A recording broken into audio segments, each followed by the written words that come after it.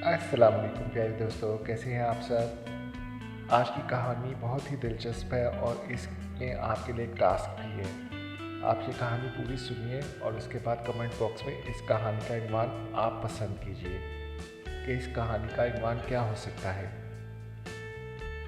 तो चलिए शुरू करते हैं। एक गरीब चक्की वाला अपने 3 बेटों के साथ रहता था। जब वह मर गया तो इसकी मलकियत में चक्की, एक गधा और एक बिल्ली आए। बड़े बेटे को चक्की, मंझले को गधा गाड़ी और सबसे छोटे बेटे को बिल्ली मिली। वो एक काले रंग की खूबसूरत बिल्ली थी। बिल्ली का नाम सूजी था। छोटा बेटा बिल्ली को पाकर बहुत खुश था, मगर इसकी समझ में ये नहीं आ रहा था कि वो इसके किस काम आ सकेगी।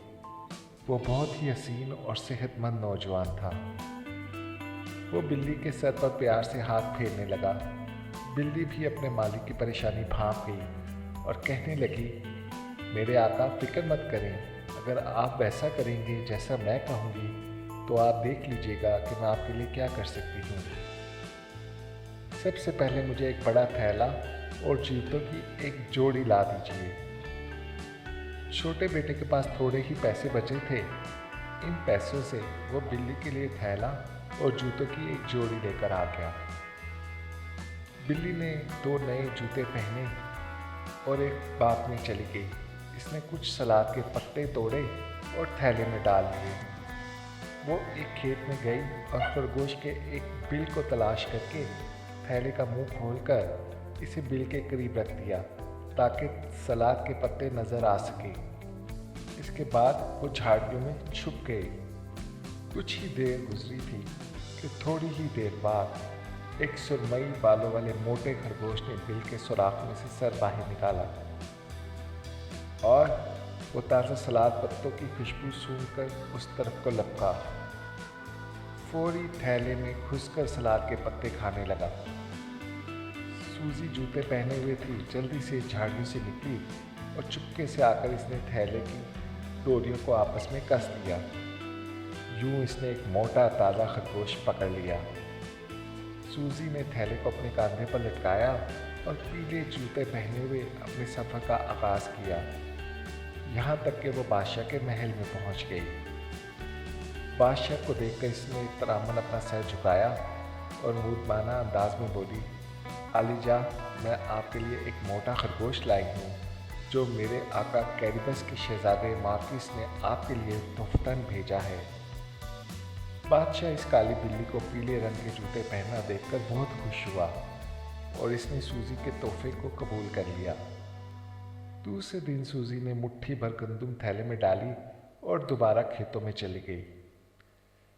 इसने थैले को जमीन पर रखा और उसके करीब भी लेट गई ताकि बज़ाहिर वो मुर्दा सी दिखाई दे। इस वक्त खूबसूरत परों और लंबी दुम वाले परिंदों का एक जोड़ा आया और गंदुम के दाने चुगते चुगते थैले के अंदर चला गया। सूजी भी मुनासिब मौके का इंतज़ार कर रही थी। इसने जल्दी से थैले की डोरी को कस लिया। इस तरह दोनों परिंदे थैले में फंस गए। वो एक दफ़ा फिर महल बादशाह के सामने हाजिर हुई। आलीजा, कैरिबस के शहजादे मार्किस ने इल्तिजा की है कि आप इसके भेजे गए खूबसूरत परिंदों के जोड़े को कबूल फरमाएं। सूजी ने सर खम करते हुए मोदबाना अंदाज में कहा। बादशाह ने सूजी से कहा, अपने आका से कहना कि मैं तुम्हारे तोहफों से बहुत खुश हूँ। वो वाकई एक अच्छा शहजादा है। जी ज़रूर। और सूजी सर खम करते हुए दरबार से रुखसत हो गई। बड़े हाल कमरे से गुजरते हुए इसने सुना कि बादशाह और इसकी बेटी दोपहर के बाद दरिया के पास से गुजरेंगे। सूजी तेज़ी से दौड़ती हुई अपने आका के पास पहुंची और इसे बताया कि वो अभी महल में बादशाह से मिलकर आ रही है। इसने अपने आका से कहा, मैं चाहती हूँ कि आप दरिया पर चलकर नहा लें। अगर कोई भी आपसे पूछे तो आप कहिएगा कि मैं रियासत कैरिबस का शहजादा मार्किस हूँ। छोटे बेटे ने अपने कपड़े उतारकर सूजी को हिफाजत की गर्ज से दे दिए और खुद लंगोट पहनकर दरिया में नहाने लगा। सूजी ने कपड़ों को पत्थरों के एक ढेर के पीछे इस तरह छुपा दिया कि कोई इन्हें देख न सके। फिर शाही सवारी का इंतज़ार करने लगी। जैसे ही सवारी दरिया के करीब आई, सूजी भागती हुई आई और चीखने लगी, बचाओ, कैरिबस का शहजादा मार्किस डूब रहा है। बादशाह ने अपने कोचवान को रुकने का हुक्म दिया और शाही नौकरों को मार्किस को दरिया में से निकालने का हुक्म दिया। तब सूजी शाही सवारी पर चढ़ी और अपनी टोपी उतारकर सर खम किया। फिर बादशाह और शहजादी जूलिया से कहने लगी, मुझे बहुत खुशी है कि आप इस जगह से गुजर रहे हैं, मगर अफसोस की बात यह है कि एक चोर ने मेरे आका के कपड़े चुरा लिए हैं, वरना मेरे आका से आपकी मुलाकात हो जाती। ये सुनकर बादशाह ने अपने शाही नौकरों को महल में भेजकर एक खूबसूरत शाही लिबास मंगवा लिया। जब चक्की वाले का बेटा इसे पहनकर बादशाह के सामने आया तो बिल्कुल एक शहजादे की तरह नजर आता था। ये है मेरे आका कैरिबस के शहजादे मार्किस। सूजी ने बादशाह शहजादी से खुशी खुशी इसका तारुफ कराते हुए बताने लगी, मुझे उम्मीद है कि आप मार्किस को अपने साथ सवारी करने और खाना खाने की शर्त से ज़रूर नवाजेंगे। मुझे भी बहुत खुशी होगी, बादशाह ने जवाब दिया और मार्किस को अपनी बग्घी में बिठा लिया। सूजी भी शाही सवारी से आगे आगे भागे रही थी। फिर इसने खेतों में जाने के लिए एक मुख्तसर रास्ता चुना। सड़क के पीछे खेतों में किसान फसल की बुआई कर रहे थे। जब इन्होंने एक काले रंग की बिल्ली को पीले जूते पहने देखा तो इन्हें बड़ी हैरत हुई, मगर सूजी दुरुस्ती से बोली, जब बादशाह सलामत यहाँ से गुजरे और ये पूछें कि ये खेत किसके हैं तो इन्हें बताना कि कैरिबस के शहजादे मार्किस के हैं। अगर तुमने ये नहीं किया तो तुम्हारे छोटे छोटे टुकड़े कर दिए जाएंगे। फिर वह वहाँ तेजी से भागी, यहाँ तक कि वह एक खूबसूरत बाग में पहुँच गई जहाँ मुख्तलिफ किस्म के फलों के दरख्त थे। सूजी ने बाग के रखवाले से कहा, जब बादशाह सलामत यहाँ से गुजरे और पूछें कि यह बाग किसका है तो इनसे कहना कि यह बाग कैरिबस के शहजादे मार्किस का है। अगर तुमने ये नहीं किया तो तुम्हारे छोटे छोटे टुकड़े कर दिए जाएंगे। दर हकीकत ये तमाम खेत और बागात एक खौफनाक देव के थे।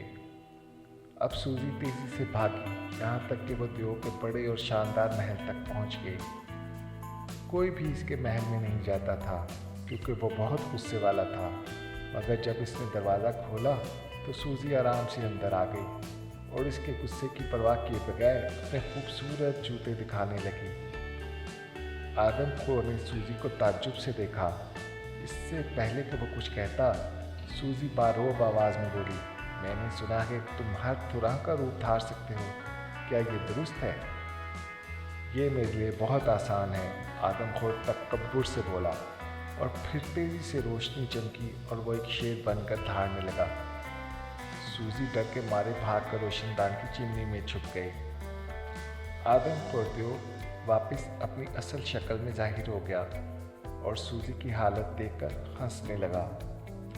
सूजी थोड़ी हिम्मत करके बोली, चले माना ये तो सच है कि एक आदमखोर देव एक बड़े शेर में तब्दील हो जाएगा, मगर मुझे शुबा है, क्या तुम अपने आप को एक छोटे से जानवर जैसे चूहे में बदल सकते हो?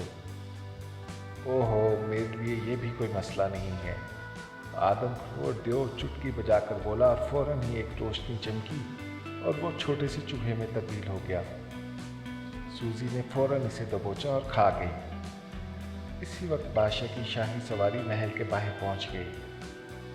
तुम वाकई एक बड़ी और शानदार रियासत के मालिक हो, बादशाह ने चक्की वाले के छोटे बेटे से कहा, क्योंकि इसे किसानों और बाग के रखवालों ने बता दिया था कि ये ज़मीन और रियासत कैरिबस के शहजादे मार्किस के हैं।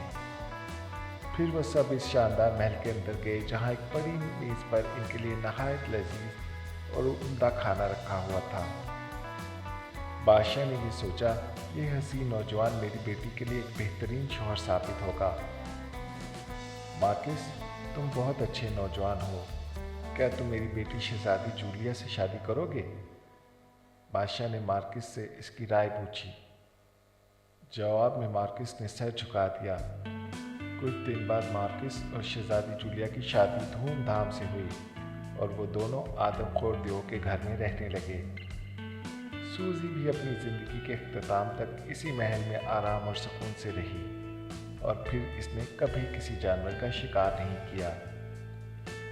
तो प्यारे दोस्तों, आपको ये कहानी कैसी लगी और आपके जहन में इस कहानी का इन्वान क्या हो सकता है।